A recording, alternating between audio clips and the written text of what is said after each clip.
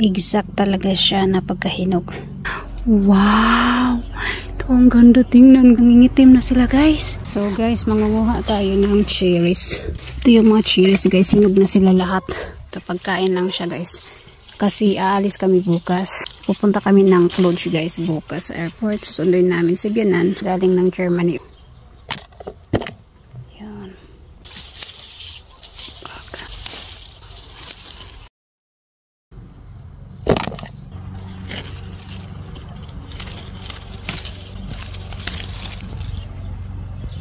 So, kukunti na lang guys ang ating ma-harvest ngayon. Tingnan mo yun lang. Oh, kunti na lang. Ayan. Exact talaga siya na pagkahinog. Matamis siya. So guys, ito lang yung ating na-harvest. Ayan. So, wala na. Ubos na guys. Empty na lahat. At dito tayo sa ibang puno. Wow! Ang ganda tingnan, nangingitim na sila guys. Mangunguha tayo guys para idagdag natin sa cherry na babaunin tomorrow. Di ba kakaiba siya? Tamang tama na nagawing bishinata.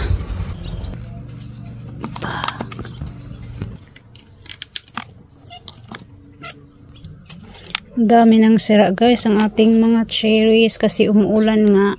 So guys, ganyan talaga ang kulay niya guys. Pag hinog na talaga siya. Pag ripe na siya. So ayan na siya guys. Ang ating harvest today. Tonight na.